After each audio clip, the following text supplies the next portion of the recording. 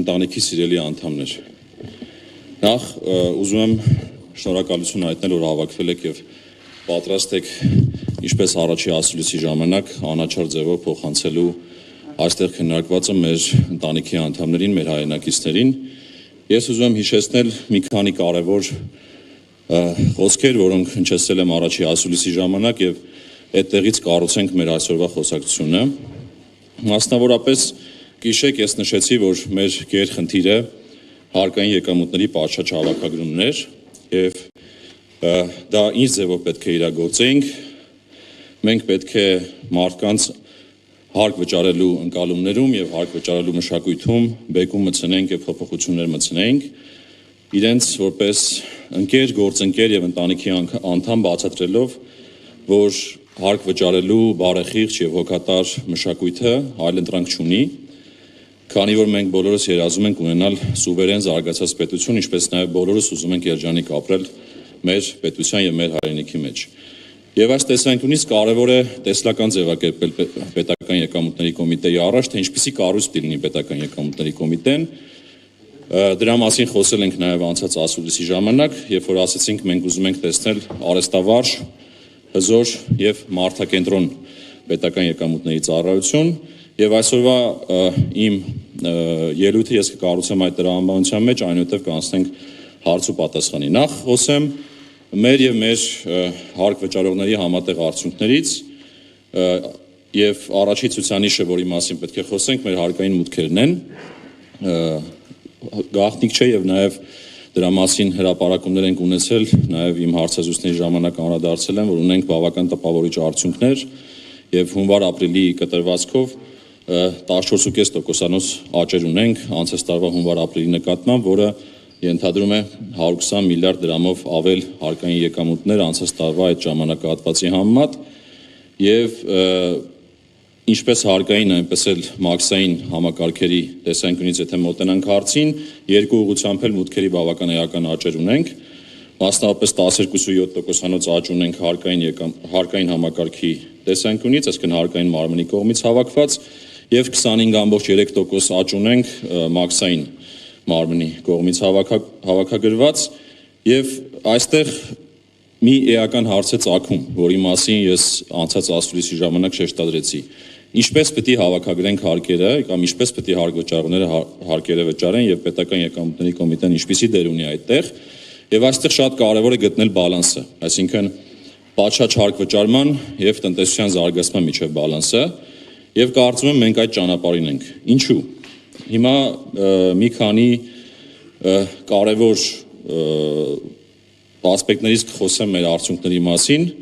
որոնք եթե կհիշեք անցած անգամ նույնպես ես առաջ քաշեցի, թե ինչպես գնահատենք մեր գործունեության արդյունավետությունը եւ առաջի ասպեկտը դա մեր տնտեսական զարգացումներին համահունչությունն է։ Այսինքն որքանով ենք համահունչ հավաքագրում հարկային եկամուտները կամ մեր հարկ վճարողները սիրելի ինչպես են վճարում հարկերը, այդ տեսանկյունից եթե մենք նայենք օրինակ մեր տնտեսական ակտիվության տեմպերին եւ նայենք մեր հարկային մուտքերին, ապա այդտեղ նույնիսկ որոշակի առաջանցիկություն կա։ Դա մենք բացատրում ենք 3 կարևոր գործոններով։ Առաջինը իհարկե տնտեսական ֆենոմեն է, քանի որ ունենք ոլորտներ, որոնց հարկ վճարելու ժամանակահատվածը ավելի ուշ է գալիս, օրինակ մասնավորապես բանկային համակարգի շահութարկերը կամ շինարարության ոլորտի ավելացված արժեքի հարկերը, դրանք բերում են որոշակի ավելի մեծ մուտքերի, բայց երկու կարևոր գործոն, որը մենք նկատում ենք եւ կարծում ենք, որ էական դեր ունեն, դա մեր վարչարարության արդյունավետության բարձրացումն է առաջին հերթին, ստվերի դեմ պայքարի ջանքերի մեծացումը եւ երկրորդը նկատում ենք նաեւ կարգապահության եւ պատրաստակամության աճ։ Հիմա մյուս ասպեկտը, որի մասին անցած անգամ խոսում ենք, դա ծախսը արդյունավետությունն է, այսինքն որքանով ենք հոգատար այն միջոցների նկատմամբ, որը մեզ հանրությունը տրամադրում է, որպեսզի մենք հարկերը հավաքագրենք, եւ գիշեք ես ասում եի, որ հանրությունը 1.1%, այսինքն հարկային եկամուտների մեջ եթե նայենք, թե մենք ինչքան ենք ծախսում վարչարարության վրա, ապա 1.1% էր։ Եվ ճիշտ է, տարվա ընթացքում դրա մասին շատ չեն խոսում այդ ցուցանիշի, բայց օրինակ երբ որ առաջի երամսեկը նայում ենք, 0.75% է, անցած տարվա առաջի երամսեկում ունեցել ենք 0.9, Այսինքն նորից շարունակում ենք հոգատար վերաբերմունք ցուցաբերել այն ծախսերին, որը հանրությունը մեզ տրամադրում է հարկերը հավաքագրելու տեսանկյունից։ Հիմա ավելի բացեմ այդ հոգատարությունը եւ ավելի բացեմ այն տնտեսական զարգացումները մեր գործողություններում հաշվի առնելու տրամաբանությունը։ Հիմա եթե օրինակ խոսենք մեր ստուգումների արդյունքներից, նախ ընդհանուր առմամբ մեր ամբողջ գործիքակազմով 18%-անոց աճեր ունենք, մոտ 45 միլիարդ դրամի բացահայտումներ, բայց դեռ էականը ոչ թե ցուցանիշներն են, այլ էականը նա է, թե մենք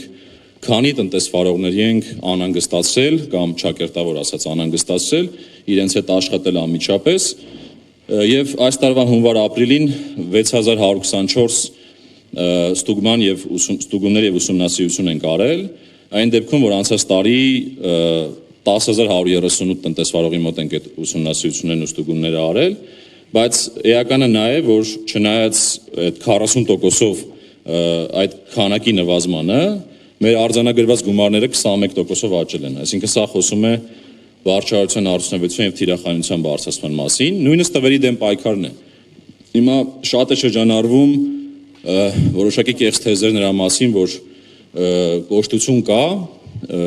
տեսեք, հիմա կոշտության տեսանկյունից տվերի դեմ պայքարն է հիմնականում մարդկանց մտքին գալիս, եւ այդ տեսանկյունից 50%-ով ավելի քիչ, այսինքն կրկնակի ավելի քիչ տնտեսվարողների ենք մենք օպերատիվ գործողություններով ստուգել, բայց ամենահետաքրքիրը նա է, որ երբ որ նայում ենք օրինակ ստվերային շրջանառություններին, ապա շուրջ 84 միլիարդ դրամով կամ 146%-ով ստվերային շրջանառությունների աճ ունենք, եւ եթե դրա դիմաց հաշվարկենք պոտենցիալ հարկերը դրանցից գոյացող 39 միլիարդ դրամ կամ 24 թվականի համեմատ 80%-ով աճ։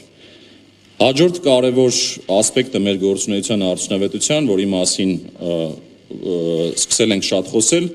դա արդեն մաքսային ոլորտի հիմնական արդյունքներն են, որտեղ փորձում ենք մենք մարդկանց կյանքը հեշտացնել այն տեսանկյունից, երբ որ իրենք գործ են ունենում մաքսային ընթացակարգերի, սահմանահատման կամ այլ գործառույթների հետ մաքսային համակարգի, այդտեղ մաքսիմալ քիչ ժամանակ ծախսեն եւ մաքսիմալ արագ անցնեն այդ գործընթացները։ Եվ այդ տեսանկյունից պետք է նշեմ, որ 25 թվականի եթե սկզբի 4 ամսվա ցուցանիշներից խոսենք, ապա անցած տարվա այդ նույն ժամանակահատվածի համեմատ մենք սահմանահատումներում միջին օրական 30 բեռնատար ավելին ունենք, եթե 580 էր, հիմա 610 բեռնատար ունենք։ Եթե ժամանակատարության տեսանկյունից խոսենք, օրինակ մեր համար թիրախում ունենք մինչև 1 ժամում սպասարկելը սահմանին մեր արտաքին տնտեսական գործունեությամբ զբաղվող տնտեսվարողներին, ապա այդ մինչև 1 ժամվա կշիռը եթե նայենք մեր ընդհանուր դեպքերի մեջ, ապա եթե նախկինում դա մոտ 13% էր, հիմա հասնում են գրեթե 20%-ի։ Ավելին ասեմ, մենք նաև փորձում ենք իհարկե մեր հասարակությանը պաշտպանել մաքսանենգ դեպքերից եւ այդտեղ էլ մեր գործողությունների արդյունքում դեպքերի մոտավորապես 9% աճեր ունենք եւ մյուս ասպեկտը մեր գործունեության արդյունավետության ինչպես ենք վերաբերվում մեր եւ հասարակության եւ մեր եւ հարկ վճարողների միջև առաջացող վեճերին, այսպես ասած, ճակերտավոր եւ այս խոսակցությունն էլ օրինակ կա հիմա շատ է խոսվում լրատվության մեջ, որ հիմնականում պետական եկամուտների կոմիտեի այդ վարչական ակտերը դատարաններում պարտվում են։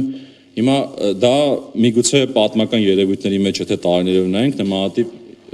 դրվագներ կարող են գտնել, որոնք իրենց պատճառներ ունեն։ Հիմա չխորանամ այդ պատճառների մեջ հետագայում առիթ ունենանք խոսելու, բայց նշեմ, օրինակ, եթե 24 թվականի հունվար-ապրիլին ի վնաս ՊԵԿ-ի 793 դատական ակտ է եղել, հիմա թիվը նվազել է 587-ի, բայց ստեղ մի հատ էական հանգամանք է, եթե հօգուտ ՊԵԿ-ի 97 դատական ակտ է եղել 24 թվականի հունվար-ապրիլին, հիմա 486, այսինքն կարելի է ասել, որ այդ ցուցանիշը էապես աճել է։ Դա ինչի հետևանք է, որ մենք ինքներս ներսում աշխատանք ենք տանում եւ այն ակտերը, որոնք որ մեծ հավանականությամբ արդյունք չեն ունենալու, մենք արդեն մեր ներսում, մեր բողոքակման հանձնաժողովի միջոցով, մեր իրավաբանների միջոցով զտում ենք եւ ընթաց չենք տալի այդ աշխատանքներին ու այդ ուղղությամբ արդեն կարելի է ասել այս տարվա ընթացքում մոտ 199 գործով վերանայման բողոքներ չենք ներկայացել։ Գոհունակության տեսանկյունից էինք անցած անգամ խոսում մեր գործունեության արդյունավետության, տեսեք մենք ձեր գնահատականները չունենք, բայց երկուղությամբ արդեն աշխատանք ենք արել, շուտով կամփոփենք, բայց տարբեր ընկալումներ երբ որ վերլուծում ենք, մեր գնահատմամբ դրական գնահատման կշիռը աստիճանաբար մեծանում է մեր գործողությունների հետևանքով եւ այդ գործողությունները հիմա փորձեմ մեկնաբանել եւ այն ռեֆորմները, որոնց մասին ես խոսել էի առաջի ասուլիսի ժամանակ, ասուլիսի ժամանակ նշեցինք մի քանի առանցքային ծրագրեր, որոնք այս տարի իրագործելու ենք, հասցրել ենք այս ընթացքում բավական շատ ուղղություններով արդյունքների հասնել, ես նշեմ դրանցից ամենաառանցքայինները։ Հիմա որպեսզի մենք կարողանանք մեր այն նշած տեսլականին հասնենք եւ մարդկանց ու հարկ վճարողների մեր ու հարկ վճարողների հարաբերություններում նոր բեկում մտցնենք մշակութային տեսանկյունից, շատ կարևոր է որպեսզի մենք ախտորոշենք ինչ խնդիրներ ունի ընդհանուր առմամբ հարկային համակարգը եւ ինչպիսի ռազմավարություն պետք է ունենանք առաջիկա տարիներին, պետք է նշեմ, որ եւ հարկային եւ մաքսային ռազմավարությունները արդեն մշակման ավարտին ենք մոտեցել, շուտով նաեւ սկսենք ավելի լայն քննարկումներ 16 թվականից այս կողմ առաջի անգամ արժույթի միջազգային հիմնադրամի հետ սկսել ենք մի հատ մեծ գնահատում, որը մեր հարկային համակարգի բոլոր ուղղությունները մանրամասն գնահատելու է, մեզ հնարավորություն տա դրա հիման վրա նույնպես ախտորոշում անել եւ ձևակերպել մեր առաջնահերթությունները։ Դա նույնպես ավարտել ենք գրեթե, առաջիկա մեկ շաբաթվա ընթացքում վերջնական գնահատականները կտրվեն եւ դրա մասին նույնպես կխոսենք ձեր եւ հասարակության հետ։ Մյուս ուղղությունը մեր ռեֆորմներին աջակցությունն է, գիտեք, որ